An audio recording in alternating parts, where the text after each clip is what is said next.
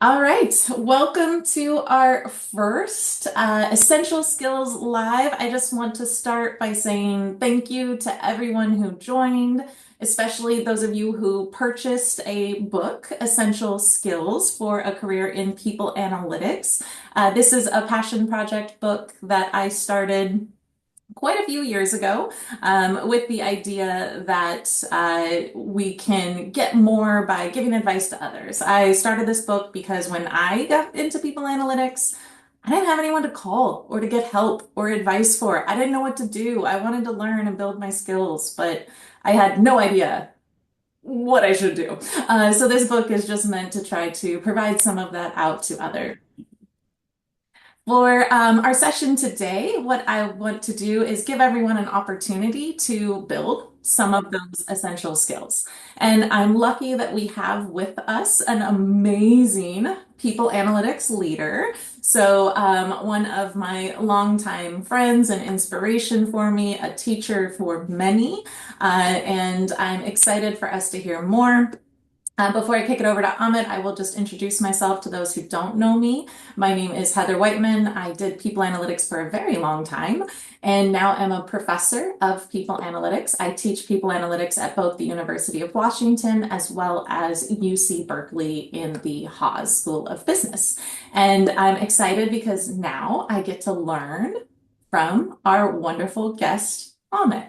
And the way this is going to go is we're going to start the first 15 minutes off with a live interview with Amit. And Amit is actually going to teach us something. The book is called Essential Skills. Let's get some essential skills. And then we will close the public session and we'll do a private networking for those who have joined us as readers of the book. So if you're watching this on the public broadcast and you would like to join us, if you do end up buying a copy of the book, at the link, which you'll find in the live stream notes of the video. I'll get a notification and you'll get a direct invite to join us. For those of you who are on the live interactive link already, just stay here, don't go anywhere. However, please know you are being publicly broadcast. So whatever you say or share is out for the world. After the 15 minutes, we'll close it and we'll have a more private, intimate conversation. And so with that, I believe we can get started. And what I will do is I will start by letting our guest, Amit Mohindra, introduce yourself. And Amit, I would like the very long introduction. This is about careers.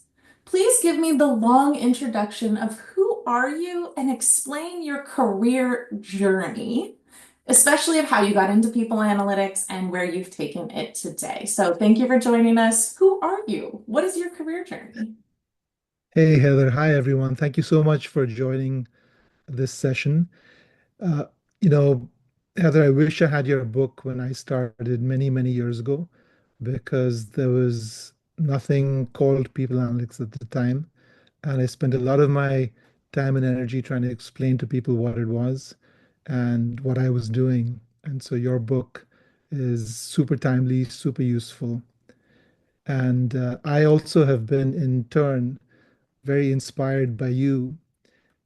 Always your warmth, your energy, your passion for the field, your focus on enabling people, now full time through teaching, is very inspirational. And as I mentioned before we made this public, when you went out and got your PhD late in life, I was inspired also to complete mine, which I had begun many, many years before. So thank you. So, my career path in people analytics is somewhat unique. It's got way too much school. I've been in many, many organizations. And over my career, I've had many incarnations. So I've been in research, I've worked as a consultant, I've had a career in corporate roles, I've been an entrepreneur, I'm an investor, I'm a coach, I'm a teacher. But it all really began out of my training as a labor economist. And so my very first job was conducting research into labor markets and looking at outcomes for women in developing country labor markets. But I wanted to get into the private sector. And so I switched to consulting for Towers Perrin, and it was in compensation because that was the most quantitative field in that area. And then I got my first HR job as a compensation analyst at Lehman Brothers. And I arrived and I began looking around, and I was just not amazed, but appalled at how HR operated. It was so inefficient, so ineffective. And so I just began using my skills, my training as an econometrician, as an analyst, to start building models, to start building people plans, to try and make things more efficient and effective. And this got the attention of senior management. Very soon I was presenting to the operating committee, and I went to my manager and said, "Hey, boss, I think this work is really important. I think it's going to be in demand, and I think we should start a new department. And I think you should promote me and make me the head of our new HR strategy and analysis team." And so that's how it all began. And then since I've been in and out of different corporate HR roles, but I began truly in people analytics when I got a call from McKesson, and they wanted to start a people analytics team. And so I did that. And then I got a call from Apple. They wanted to do the same thing. So I did that for Apple. Then we moved back to the East Coast, and I helped to scale people analytics team at Wayfair here in Boston. And then that's when I went back and got a doctorate in organizational change and learning leadership, and began an independent consulting practice called People Analytics Success. So that's essentially my career journey. I also teach like Heather. I've been teaching originally at UC Berkeley, then at Stanford, where I still teach remotely. And I'll be teaching in person at a local university starting next year. I love that. They're so lucky. Now, Amit, my next question, because you mentioned you wished you had, some advice or some resources or something back then too. So, what advice do you wish you could give to your younger self? What's the career advice that you wish somebody had told you or, that would make a difference in your career? Yeah, I think, in retrospect, after all this time in people analytics, I would I would have told my younger self that while the production of analytics is important, that's what we do, I wouldn't rely just on the production to have an impact. I would think much more carefully and thoughtfully about the consumption of analytics, because at the end of the day, you can produce all kinds of dashboards and analyses and reports, but it's really hard to get organizations and leaders to take your advice and act on that insight. And it's the famous last mile problem, right? Insight, but no action. And so there are all kinds of reasons why it happens. One of those reasons is that we're not good as quantitatively trained people sometimes to be persuasive and to help people see why they need to do something different. And then it's really also about helping them uh, do something different. So change management comes into play over there. And then I think one of the most important things is somehow gaining the power to be able to make that action happen yourself. And so I had never really thought about power. I'd always avoided office politics. But over time, I realized that if people analytics is to have an impact, you really have to pay attention to that and uh, get into the game. Otherwise, you'll be left behind. And I think in terms of consumption, we always have to remember that to consume analytics, it takes effort and energy. And we often assume that people have plenty of it, but energy and time are scarce resources in the corporate world. And so you have to make your analytics very consumable. And one of the reasons that it's not often adopted is it's just too hard. And you have to realize that and make it easier for people to take your advice and to use what you produce. I like that. Getting to the consumption part. What's the point of doing all this if nobody uses it and if you can't convince and get to action? That's great. All right, so a rapid fire question for you here. Again, book is all about skills. In your opinion, and maybe this will bleed into your last question, and maybe this will bleed into what you're going to teach us, but in your opinion, what are three top skills that you think someone really needs in people analytics? Yeah, I'll preface this, Heather, by uh, saying that I'm a lifelong learner, so I'm always picking up skills, all kinds of skills. I'm excited by building things.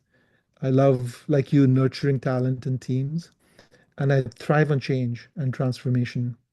So the three skills that I would say are critical for people analytics, you might be surprised, these are not your typical hard skills. These are what I would say are more oriented towards uh, qualitative aspects of your job. So the first one is persuasion, which comes under the heading of, I guess, communication skills. The second I would say is empathy, maybe not a skill. I think it could be. And that's really important for change management because people analytics is still new and you are essentially not just managing change, you're leading change, you're driving change in the organization. So empathy and change management. And then finally, uh, leading in from my last answer is organizational savvy, just being able to understand how organizations work, how power is distributed, how power is acquired, and how it's used. Yeah, I like that. I think the power part is something we don't always think about, or maybe it feels awkward or uncomfortable, but it's a really big piece of the equation. And I love you talking about always being a continuous learner. I think anybody who's watching this right now probably falls in that bucket too, loves learning. So I think that's perfect. All right, so one thing that we were going to do is learn a bit from you. Now, I know this is too tiny of a time frame. I'm only giving you 5 minutes, but Amit, help teach us some kind of essential skill, a little tiny nugget that you might want to be able to share to others in 5 minutes. What is your quick skill, your quick essential skill that others can learn? Absolutely, Heather. So, what I'm going to talk about is very naturally in people analytics, predictive analytics. And we often put all of our hopes, our emphasis on predictive analytics. I think sometimes predictive analytics is overstated, it's sometimes misunderstood. And it's actually, even though it sounds attractive, it's hard for people to consume because at the end of the day, we're talking about probabilities, and people in general have a hard time wrapping their head around probabilities. But the other thing that I think it's important to establish is that you can do predictive analytics quite easily. In fact, you can take a set of descriptive analytics on numbers and convert them to predictive analytics or estimates. So here is the table that you might come across in many different forms, but it's essentially a two by two matrix. It's got some row totals and column totals at the edges, but it's a two by two matrix. And it tells you uh, for a program, in this case, people attending a training session. Did they attend? Did they not? And then whether they attended or not, were they successful in their job or the next 5 years of their career in the company? So you could probably envisage collecting data like this on any sort of program, figuring out what this measure of success is. But it's very much kind of an experimental thing. Some people do the training, some people don't. And you're always trying to establish the efficacy of any kind of intervention. So it could be for any program. So we have 828 people who took the training. A lot more didn't take the training, 1,111. And there's nothing magical about these numbers, by the way. They're just kind of representative of a program. And if you uh, come up with the row percentages, this will be helpful in how we analyze these numbers. What we want to try and do is answer a number of questions. So, for example, what is the probability of success after attending training? You may just think about that and how you would extract that from the table. So the probability of success, well, let's look at these other questions. What's the likelihood of success after attending training? What are the odds of success after attending training? That's often a way that probabilistic outcomes are framed. What are the odds? What are the odds of success if you don't go for training? And what is the success odds ratio of the training program? Now, this is getting a little technical, but I think it's important to understand some of the language that's used in predictive analytics if you're going to dabble in this space. So hopefully you've been trying to think about these numbers and the answers to these questions as we go along.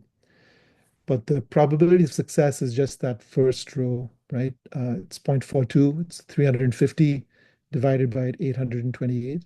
All the people who took the training, what proportion were successful? And that proportion is essentially a probability. Think of it as a probability, 42%. What's the likelihood of success? This is actually a trick question because the likelihood is the same as the probability. So the same calculation as before. What are the odds of success? Now, the odds of anything happening are the probability of it happening divided by the probability of it not happening. So the odds of success, it's a probability of being successful, which we've established is 0.42, divided by the probability of not being successful, which is just 1 minus 0.42. And so the odds of success after attending training are 72%. It's pretty good, right? You could sell this training program. Now, what are the odds of success without training? So here you can do the calculation of the probability of not being successful. That's 434 divided by 1,111, 39%. You plug that into the odds formula, so you get 63.9%. So you can still be successful if you don't take the training, but there's a little bit of an edge for people who take the training. Now, you can express that as an odds ratio, which is essentially the ratio of the odds of success divided by the odds of success with training and the odds of success without training. And you get 1.13, 113. And that means there's a 13% greater odds of success if you take the training. You can describe this in many different ways. Someone who attended training is 1.13 times more likely to succeed. So you may have read in many reports and research presentations from consultants, something is X times more likely to happen. And so this is just one way of digging deeper, and you can actually go back to the original numbers and do the calculations yourself. But it also helps you to express to people in probabilistic terms some very straightforward ideas. And you can, as I said before, you can convert four numbers of a descriptive nature and create a predictive estimate from them. So that's a quick tip on predictive analytics, Heather. That was perfect. So, in only 5 minutes, and I was watching the time, good job. Uh, we were able to just see how even if you're maybe not super advanced in your analytic skills, you can still do predictive analytics. All you need is four numbers, some subtraction, a little bit of division, and boom, we're talking like ROI level numbers, the percent likelihood of success of something that we might want to do. And I think that's super powerful. So for anyone watching, this is recorded. You can go back, copy the table, and now you've got a quick, fast way to calculate these in the future if you want to talk about odds of success and outcome. So thank you. That was very practical, very useful. Really appreciate you sharing that skill. Uh, My so pleasure.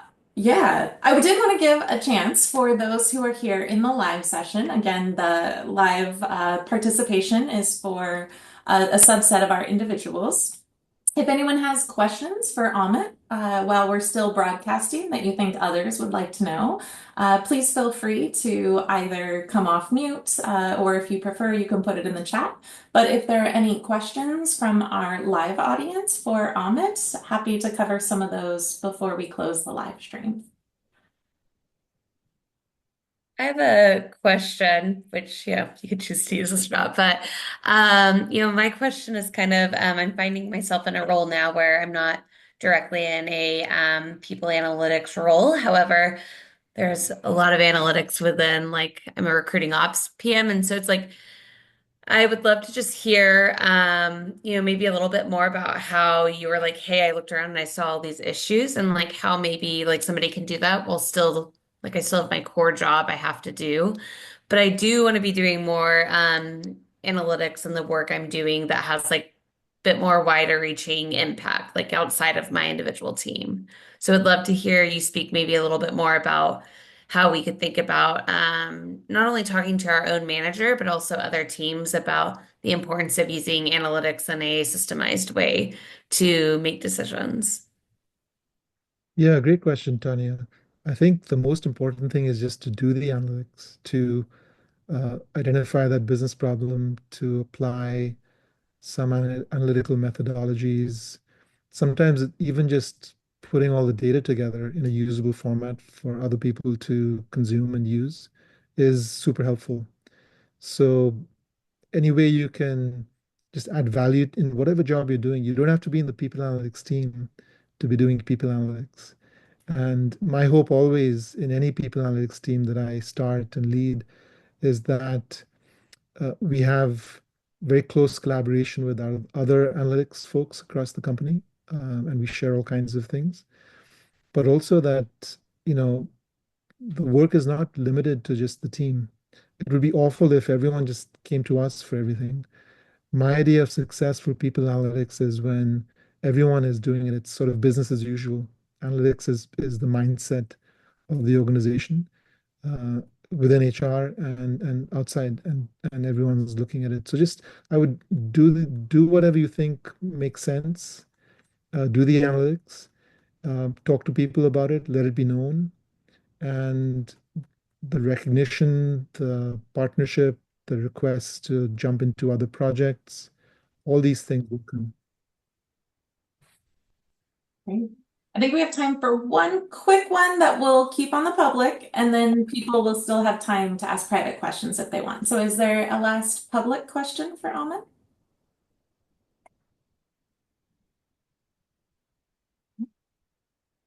All right. If not, then we are at the portion where we are going to close the public live broadcast. So if anybody has been watching on the broadcast, if you want to join us in the future, the second half of this portion, we do a closed session where those who join can build community, network, and talk more freely. So we'd love to have you join us in the future. Those sessions are for individuals who have donated to our Society for People Analytics by purchasing a copy of the Essential Skills. If you aren't able to afford a donation, please reach out to me. I don't want to keep you from great resources, but the purpose here is to try to support our broader community. So I will be turning off the public stream now. Hopefully those of you who are watching the recording or public will join us in the future because we have more sessions coming up. We already have our next two guests lined up. They're making sure they have approval from their companies first, but they're really good people analytics leaders. So we'll have some more of these coming in the future, and I hope people will join us.